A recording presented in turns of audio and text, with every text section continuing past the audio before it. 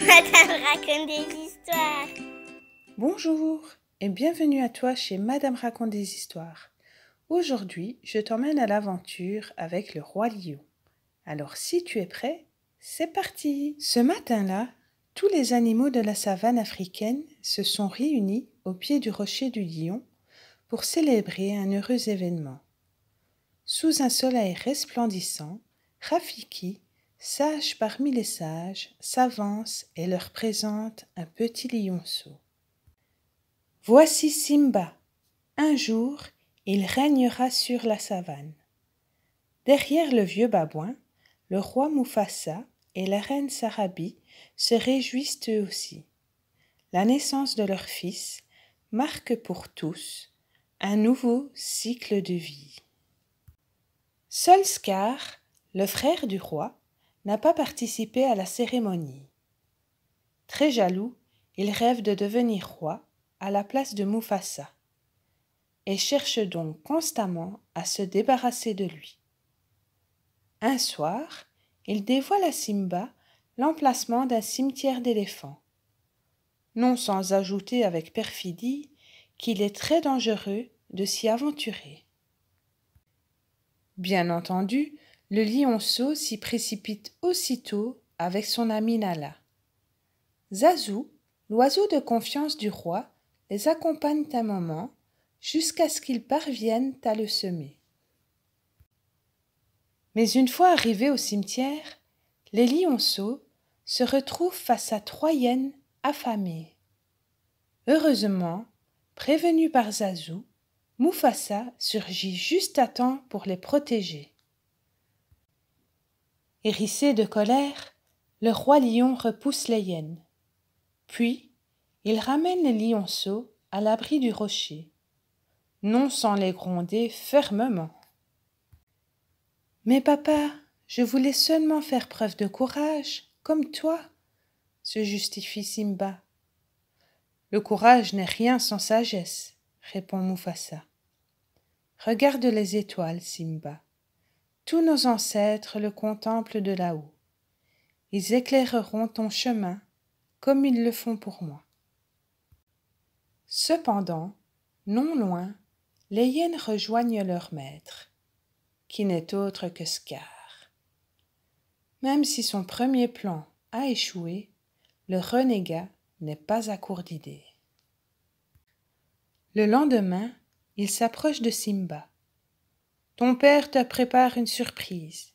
Viens avec moi. » Sans méfiance, le lionceau le suit dans un canyon désert. Soudain, Scar s'enfuit vers les rochers. Immédiatement, ces 3 hyènes affolent un énorme troupeau de gnous qui s'engouffre au galop dans le canyon. Avant d'être écrasé, Simba réussit heureusement à se hisser sur un arbre mort. Pendant ce temps, Scar a prévenu Mufasa du danger que courait son fils. Son plan marche à merveille. Affolé, le roi lion se rue parmi les gnous, récupère Simba et le projette sur un rocher. Puis, il tente à son tour de grimper le long de la paroi. Scar, qui semblait l'attendre en haut du canyon pour l'aider, révèle alors sa vilaine âme en le repoussant sans pitié vers l'abîme grondant. Dès que les gnous sont passés, Simba se précipite vers son père. Hélas, le grand roi est mort. Le pauvre lionceau, qui n'a pas vu la trahison de Scar, se met à pleurer. « Mon père est mort en essayant de me sauver. »« Oui, c'est de ta faute, » siffle Scar triomphant. « Va-t'en d'ici et ne reviens jamais. » Puis, il donne à ses hyènes l'ordre de poursuivre Simba et de le tuer. Le lionceau leur échappe et s'enfuit vers le désert. Le soir venu, il parvient à une petite oasis. Que faire désormais? Où aller? Épuisé, Simba est prêt à renoncer.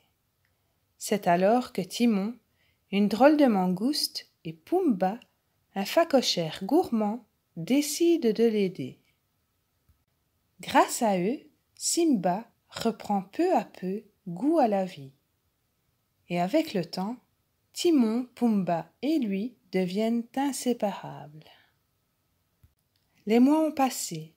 Devenu un lion puissant et beau, Simba veille à son tour sur ses amis. Un jour, il les entend crier.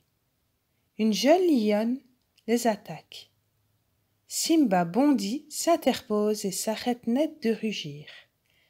La jeune lionne n'est autre que Nala, son amie d'enfance. Elle lui raconte que le roi Scar et ses hyènes font régner peur et désolation sur le territoire des lions. C'est toi le véritable roi, Simba. Tu dois revenir, ajoute-t-elle. Mais Simba a honte de rentrer. N'est-il pas responsable de la mort de son père?